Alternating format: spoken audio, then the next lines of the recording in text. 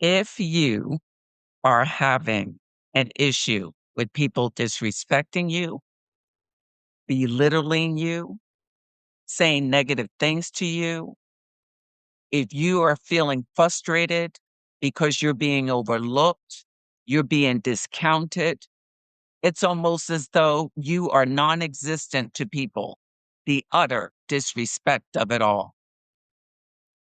You know what that all means?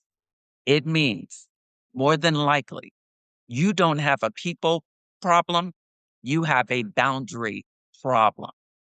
And today, I want to talk to us about 5 ways we can set boundaries. Let's talk about it. 5 ways to set boundaries. Number 1, confront disrespect. What this means is to address behavior right at the front, right away. It doesn't mean being rude to anybody. It doesn't mean to be disrespectful, even if the disrespect and the rudeness was coming to you. It doesn't mean that we get on anybody's level like that. In fact, I can put an asterisk here for this one because even though it says confront, we can really put in parentheses, ignore, because that can go a long way with people.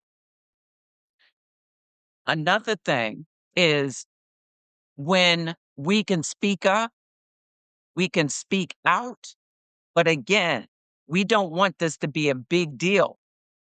We just want to let people know that we will not be disrespected. Sometimes that is simply walking in the other direction and saying, I won't even give this the time of day. I am done with it. You see the hand, right? You remember the phrase, speak to the hand some years ago? Speak to the hand. That's it. Confront disrespect. Because the thing is, some of us have been dealing with this for a long time. And it's time to say, you know what? I'm not going to be disrespected. I respect myself and other people will respect me. But for so long, we've been dealing with this that sometimes we don't even know what it looks like. There have been times in my life where I will look back on a situation and say, wow, I let that go on for a long time. I let them, I let he, I let she get away with that because I didn't value my voice. I didn't value who I was. God has called you to something, to doing something worthwhile. You are worthy to be respected. Nobody should be disrespected. I'm not saying we haven't made mistakes. We all make mistakes. But this one right here is chronic. It's when it's going on so much that we don't set any guardrails. Whatever it is God wants you to do, you have to value who you are, who he says we are. You, me, we are fearfully and wonderfully made. And if we go through life letting people walk all over us, how are we going to do what he said to do?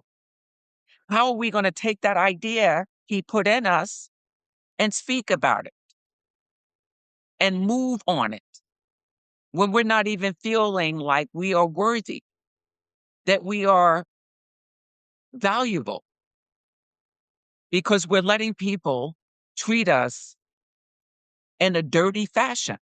That is not okay. So it's time for us to walk this thing out with confidence, with the belief that God is going to do what he said he's going to do, and to know we are made in his image and we can do so much. So whatever it is, you need to confront this disrespect. Who, what, when, where, why, and how.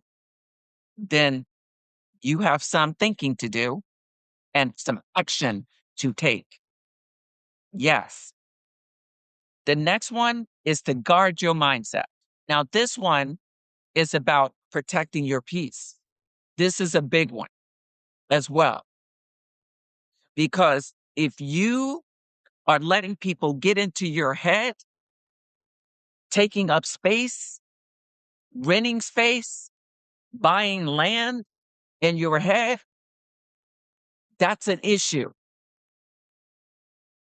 That stopped so much in my life, letting people get here.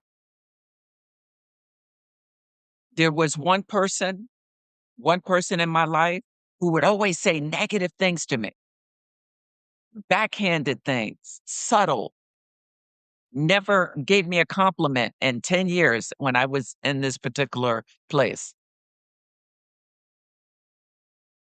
And then one day she gave me a compliment. I said, "What? Oh my gosh."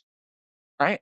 But I'm telling you, I almost let this person continue to stop me from doing certain things because she stopped me so long because she knew I didn't really believe in myself like that.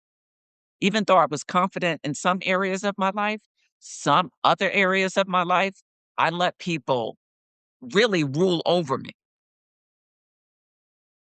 And that was crazy. This person in particular had a lot of power over me. I wasn't guarding who God said I was. I wasn't choosing my own thoughts. I was letting her do it. Ladies, don't give your power away like I used to. Let me tell you something. I didn't stay there. I got jolted to reality and said, "Oh no, this is what I've been doing. This is crazy to me. This is not good." So I had to really wake up and take inventory of who I was and how I was thinking. I started reading more books about this, reading articles, watching different videos about it. And I started becoming more aware of what was happening. Sometimes when we are, sometimes when we move to a different area of our lives, it could be a job promotion and we're around different people that we think are extremely smart. And sometimes we think they're smarter than us. It can be if we are in a particular church, we think everybody else is more anointed than we are. I've been in both of those scenarios. And when we're in those scenarios, we don't think that we are worth anything. And as a result of that, guess what? We let people control how we think. And if they're controlling how we think, they're going to control how we set out to do things. And we're not going to be able to do anything the way God told us to do it because we will always have them making us second think ourselves. And we're really doing it. They're not making us do anything. We're doing it, but we're letting people control us. Number three, and the 5 ways to set boundaries is to ignore worthless opinions. Oh my gosh. You ever take advice from people who don't even have their stuff together in that area? I'm like, why in the world would I listen to this person? This person has no integrity, gossips, lies, and everything. Why would I take anything to this person? And I'm not trying to say we have it all together. I'm just saying that this was an area I didn't need certain people's help on. I needed other people's help on. People with integrity, people with values, people who walked in the way God would have them to walk. Not perfectly. That's impossible. But worthwhile thoughts, worthwhile conversation, wisdom. Those are the people we should look at. We should listen to. If not, we're going to be stuck. And this will not allow us to go forth to be fruitful and multiply. You have to ask yourself, what is it I want to do? What is it that God put in my heart to do? You know what those that thing is, you know what those things are because they keep coming to you. They never leave because God put it in here and He wants you to move on it. He wants you to help other people. He wants you to help yourself to help other people. Yes. So be careful who you have around you because I used to have some wacky whack people around me. Yes. And this was as a grown adult. We don't have to seek everybody's approval. That's the bottom line here. Because if they're not abundant in a particular area, why are we listening to what they have to say? Why are we letting that influence our lives?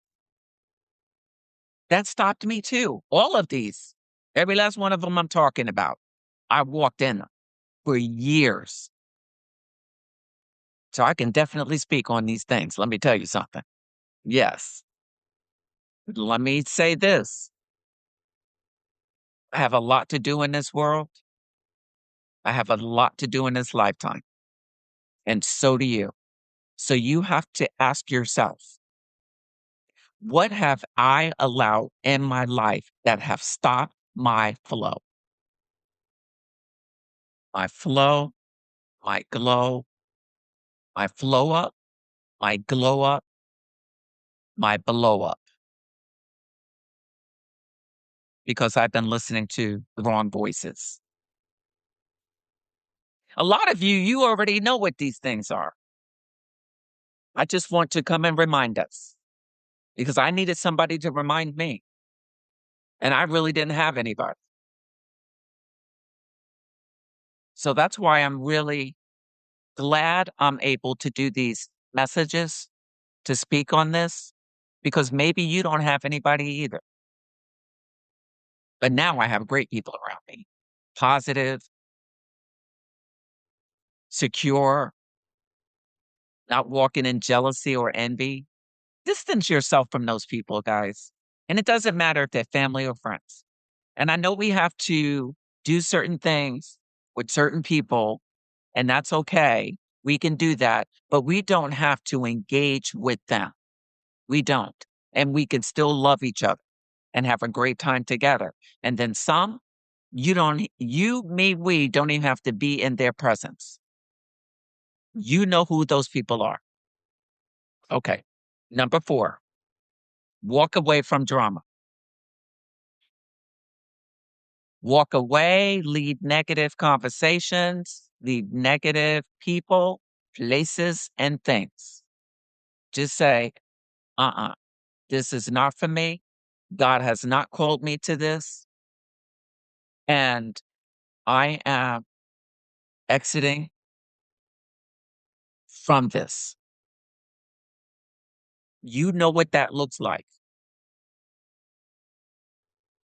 Sometimes it's simply people who are critical of you.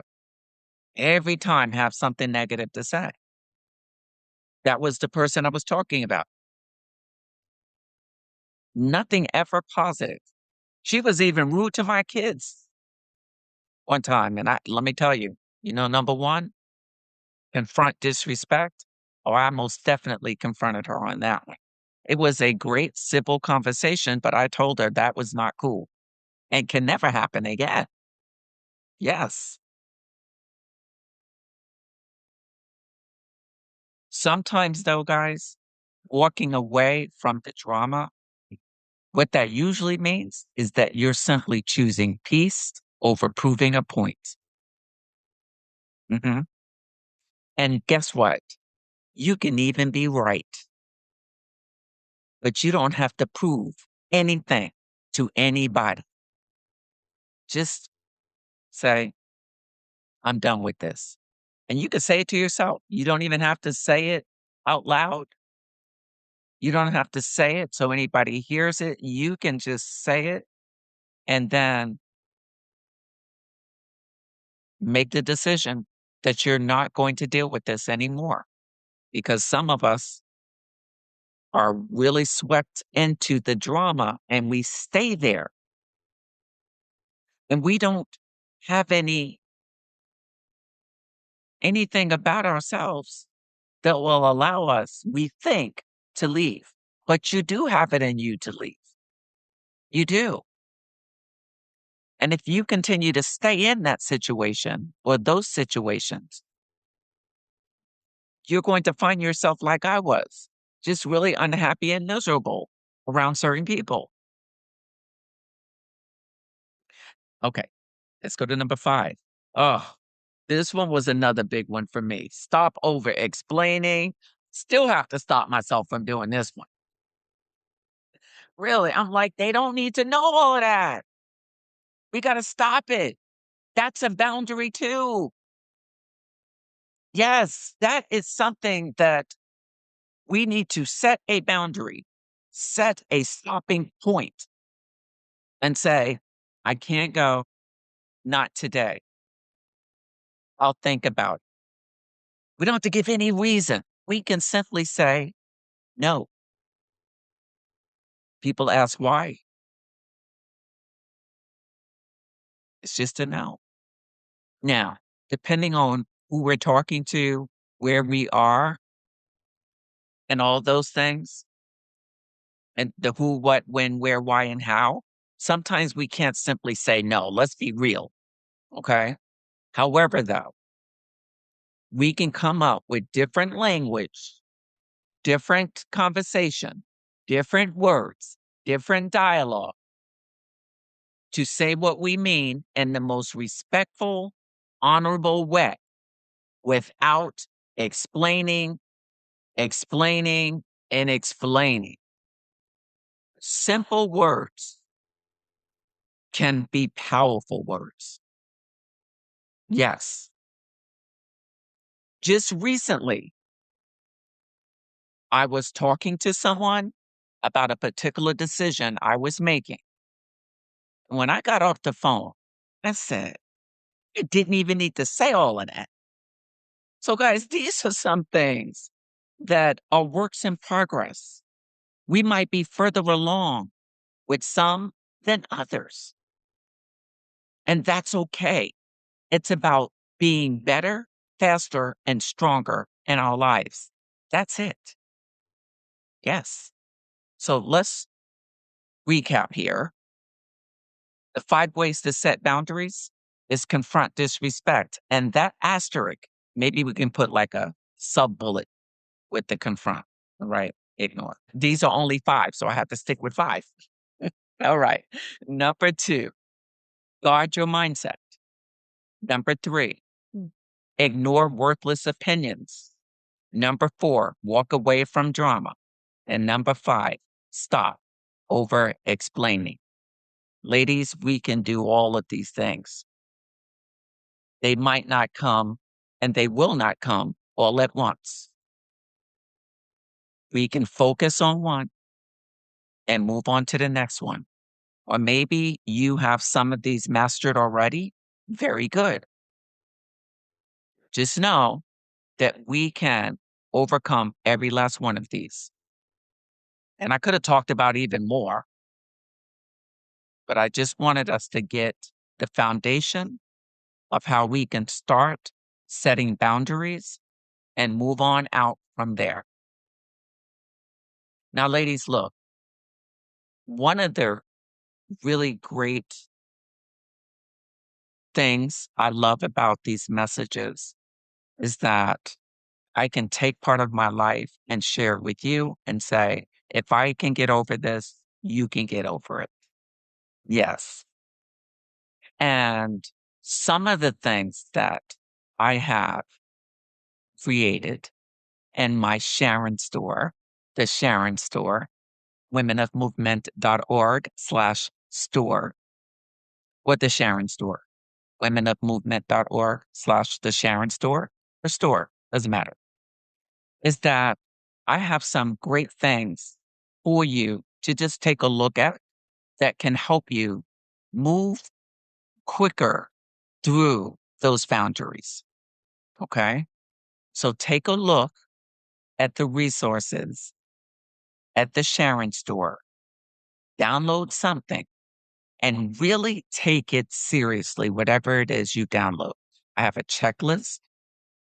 I have a blueprint, and whichever one you start with first, really go through the exercises, listen to the audio, write notes, and take action to become better, faster, and stronger as the Lord would have you to become.